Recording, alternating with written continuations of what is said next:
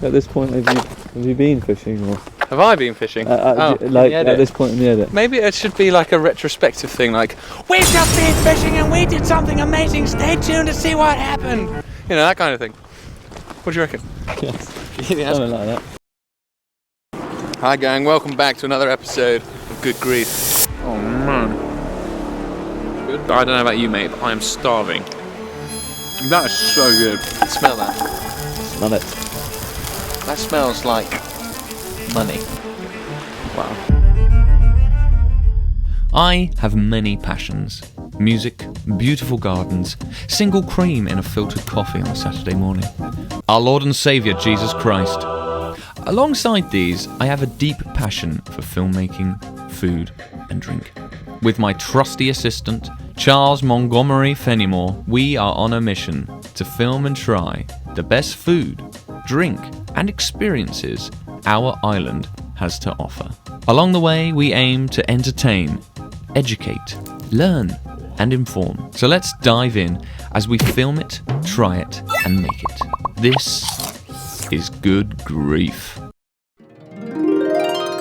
It has been a dream of mine for a little while to create a film around catching, cooking and eating a fish on a beautiful sunny day on the Isle of Wight.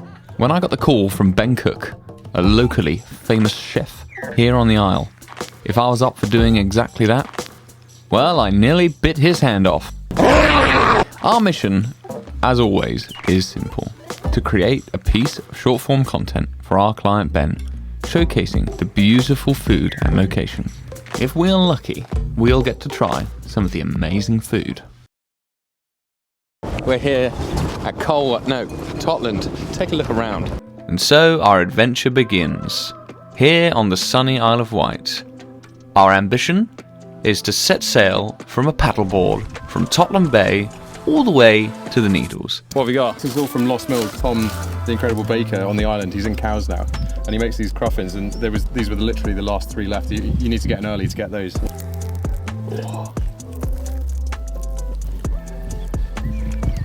Oh man, that's so nice. So good, isn't it? Oh yeah. Look at those layers. Wow. Very good. That is amazing. I'm not quite on the green, but I think that'll be alright.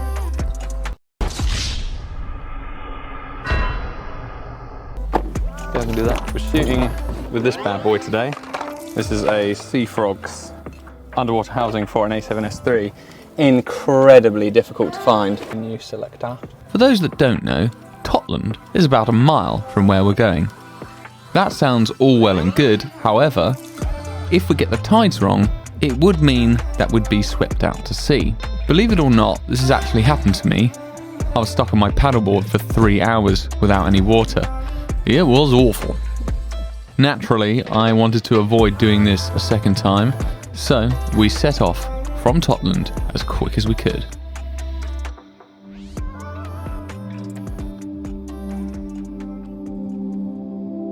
We got to our fishing location, but sadly we were unable to find any live fish. Spearfishing is actually incredibly hard, and as you can see from some of the shots, it wasn't entirely clear. It takes a lot of time, a luxury which we didn't have.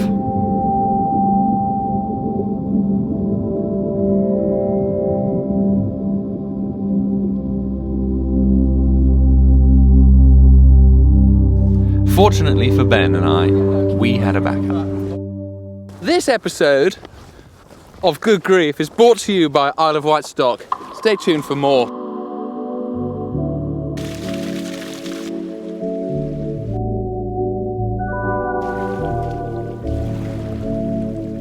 Okay, so we've got to the beach here at Totland Bay. It's looking beautiful. How picturesque is this? And look, there's no one around.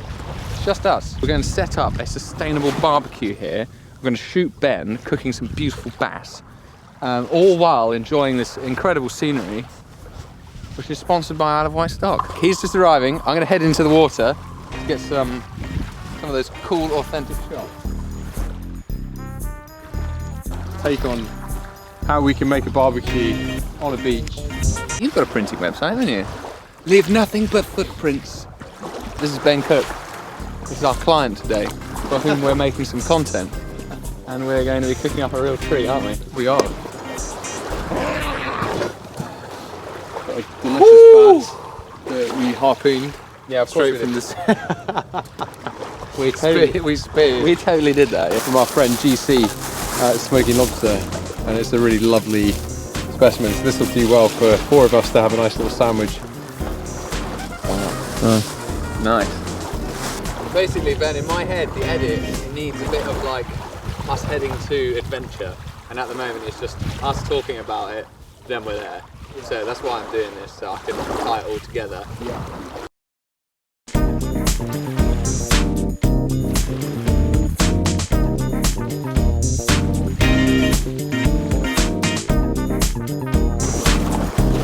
I'm very buoyant.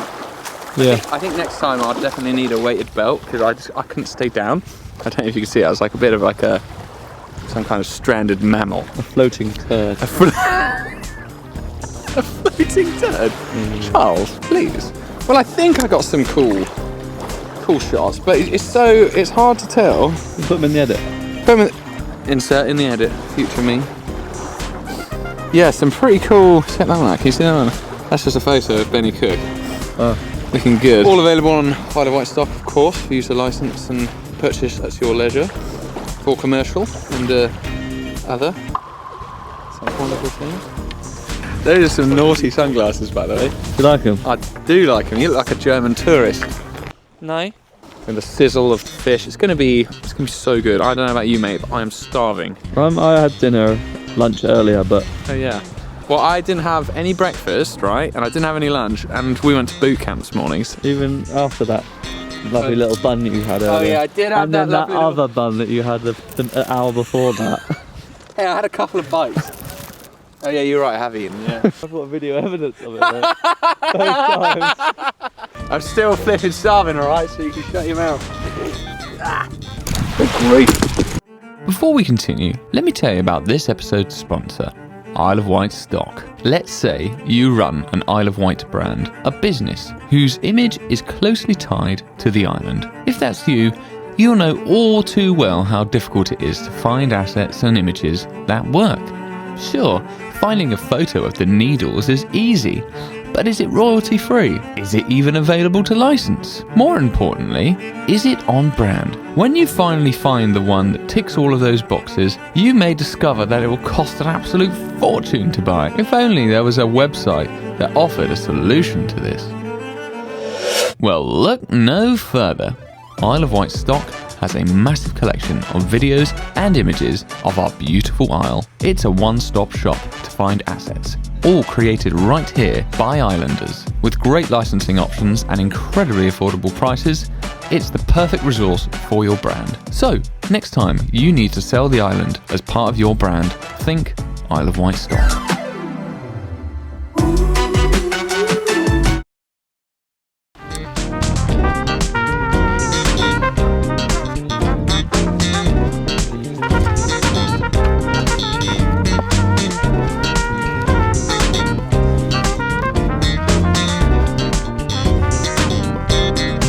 It's just really cool to hang out with you again, and like, I love your style. It's so chill and relaxed, and yet you make some just beautiful food, man. It was unbelievable. I'm never disappointed when you're cooking.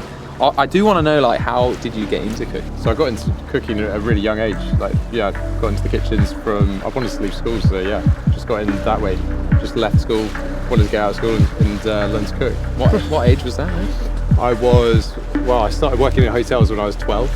12? Yeah, on holidays, family holidays when I used to come back to the island. So I was born here, and then I lived in Scotland for 10 years, and my grandmother and grandfather had a hotel on the island. I've always had a passion for food, flavours, finding out about how different things taste and where they come from, and it's been my journey. You know, I was only about 18 when I found out that pickles were just cucumbers, right? Yeah, kind of. Same family? Yeah, same family. That was close. But I used to think they were just completely different things. I was like, Did you? Didn't put 2 and 2 together.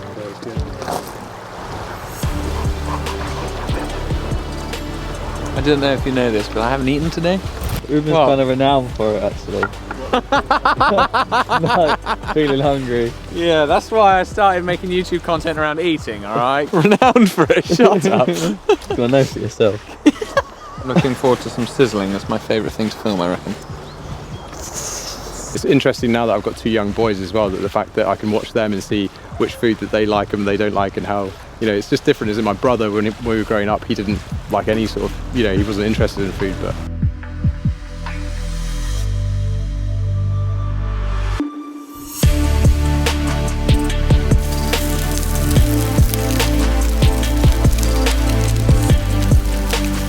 Smell that. Smell it.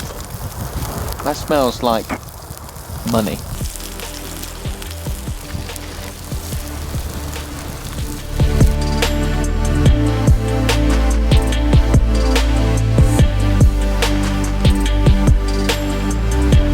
actually you're gonna love that. That's so good. Oh man. Good. That is so good. Come on, mate. It's almost like pickles, isn't it? Oh, wow. Yeah, have a go. Have a go, Charlie.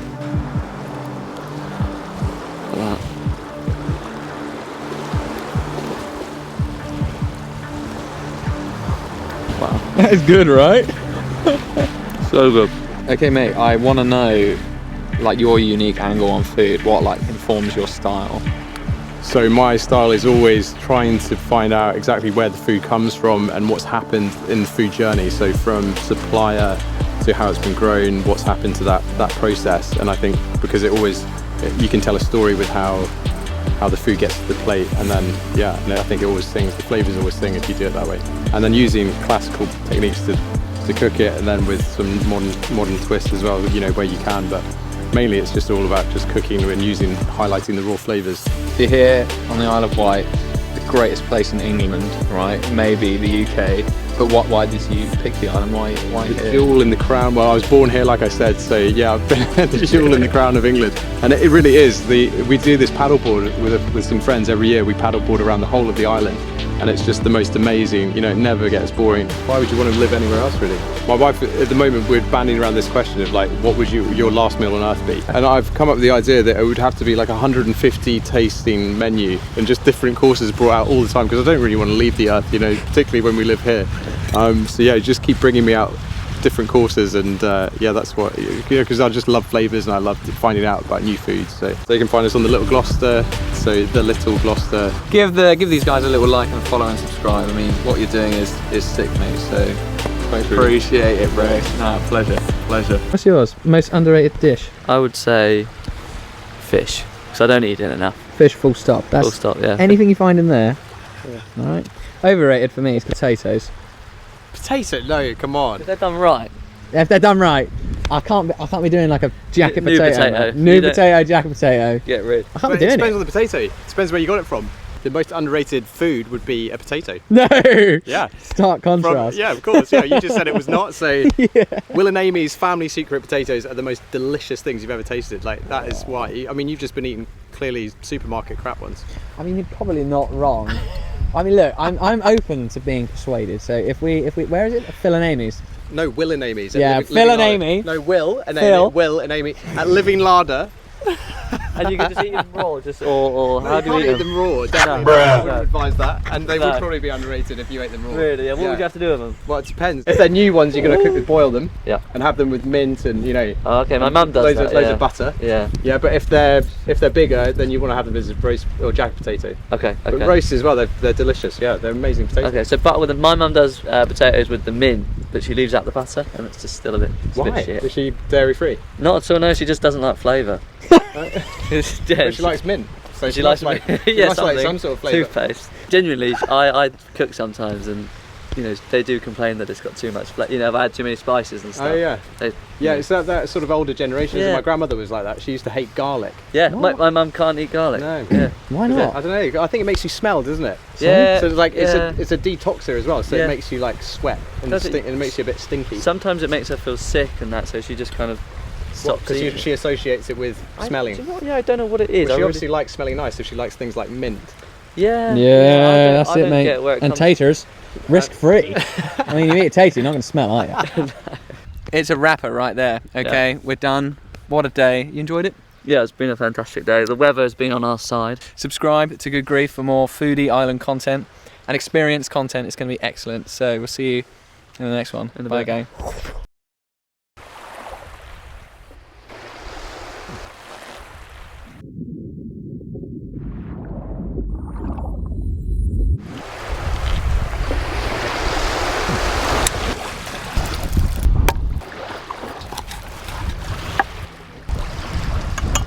You can see why you don't need instant like charcoal.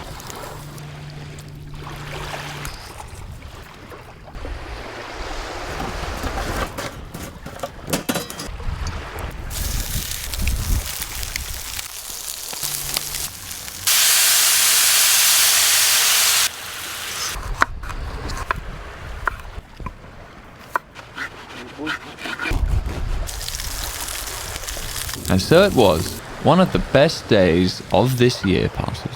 And as we returned home, our stomachs were full, but our hearts were fuller.